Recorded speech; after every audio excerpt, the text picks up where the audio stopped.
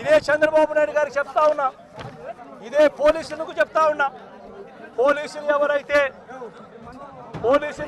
చంద్రబాబు నాయుడు గారిని మెప్పు కోసం, ఎవరైతే పోలీసులు చంద్రబాబు నాయుడు గారి మెప్పు కోసం టోపీ మీద ఉన్న సింహాలకు సెల్యూట్ చేయకుండా చంద్రబాబు నాయుడు గారికి వాచ్మెన్ల కింద పనిచేస్తా ఉన్నా ఆ ప్రతి పోలీస్ అధికారికి చెప్తా ఉన్నా, ఎల్లకాలం చంద్రబాబు నాయుడు గారి పరిపాలన సాగదు.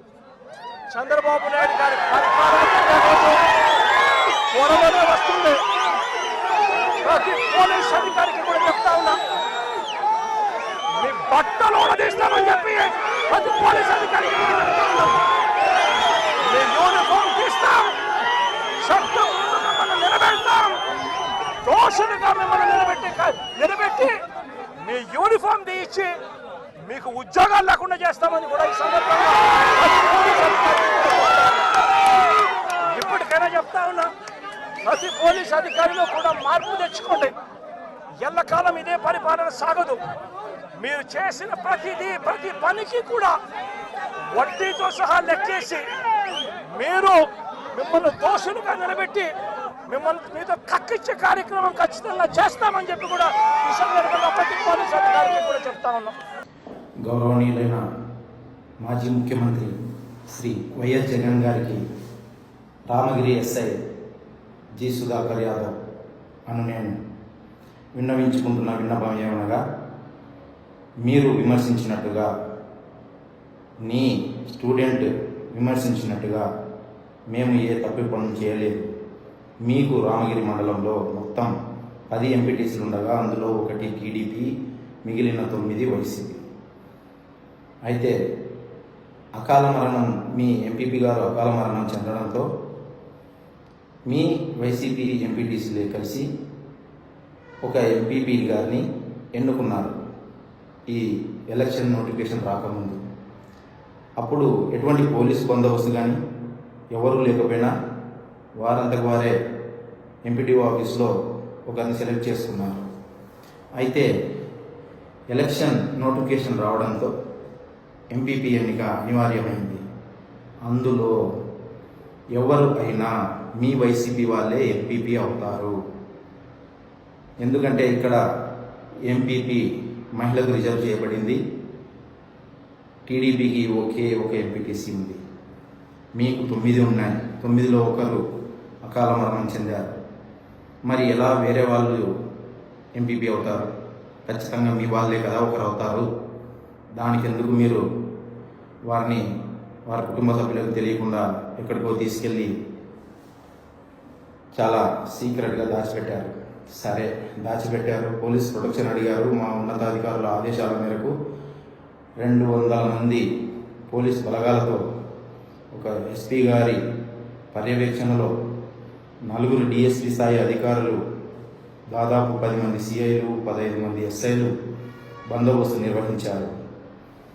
మీ ఎంపీటీసీలను తీసుకొని రావడం కోసమని ఒక డిఎస్పీ స్థాయి అధికారిని, ఒక ఇన్స్పెక్టర్ గారిని, 3 ఎస్ఐల్ని, సిబ్బందిని ఇచ్చి 7 పోలీసు వాహనాలలో మీరు చెప్పిన ప్రదేశానికి బాగేపల్లి టోల్ ప్లాజా దగ్గరకు, అంటే రామగిరికి 84 కిలోమీటర్ల దూరంలో ఉన్న బాగేపల్లి టోల్ ప్లాజా దగ్గరకు వస్తే మీరు ఆ రోజు ఉద్దేశపూర్వకంగా ఎన్నిక వాయిదా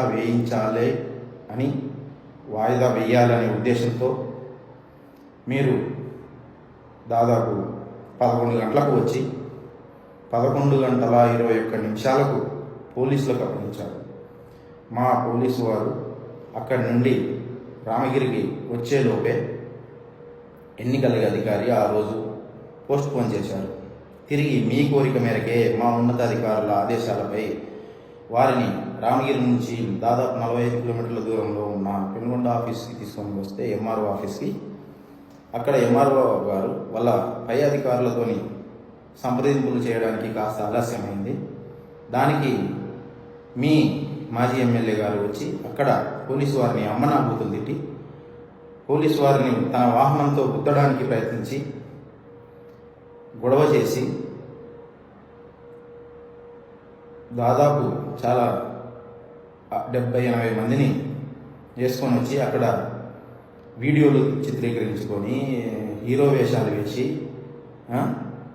మీరు సోషల్ మీడియాలో వ్యూస్ కోసమో దేనికోసమో బీజిఎంలు వేసుకోవడానికో మీరు ముందుగానే ప్లాన్ ప్రకారం అన్నీ అక్కడ పోలీసుల మీదకి చూసుకొని వస్తున్నట్లు పోలీసులని అమ్మనాబూతులు తిట్టడము, ఒక వీడియోలు చిత్రీకరించుకోవడం కోసమో సోషల్ మీడియాలో హీరోయిజం అని కామెంట్లు పెట్టించుకోవడం కోసమో మీరు క్రియేట్ చేసుకొని మేము మీకు అప్పగించడానికి వస్తే మీరు పోలీసులనే తిట్టారు. మరి నెక్స్ట్ డే అదే బందోబస్తు అట్లే కంటిన్యూ చేశాం. కానీ మీరు ప్రజాస్వామ్యాన్ని ఆభాసుపాలు చేస్తూ పోలీసు వ్యవస్థకి చెడ్డ పేరు తెచ్చేలాగా, పోలీసు వ్యవస్థని తప్పుదారి పట్టించేలాగా, కోర్టులను తప్పుదారి పట్టించేలాగా మీరు మీ సభ్యులను తీసుకొని రామేశ్వరం వెళ్ళామని అక్కడ సముద్ర తీరాన ఒక వీడియో పెట్టించారు. అంటే ఇదంతా తతంగం అంతా మీరు ఎంపీపీ ఎన్నిక చేసుకోవాలనో ఇంకోటనో కాదు, కేవలం మీరు ఏదో ప్రజల్లో అశాంతి కలిగించాలి, అలజడులు సృష్టించాలి, ప్రజల్ని పోలీసుల్ని తప్పుదారి పట్టించాలి, కోర్టులను తప్పుదారి పట్టించాలి. దానికి Ramagiri SI Sudhakar Yadav video call మాట్లాడించాడు, తొక్క మాట్లాడించాడు, తోలు మాట్లాడించాడు అని చెప్పేసి ఏడుస్తూ ఉన్నారు. నేను ఎవరితో ఎందుకు వీడియో కాల్ మాట్లాడించాలి? దానివల్ల ఎవరికేం ఉపయోగం ఉంది?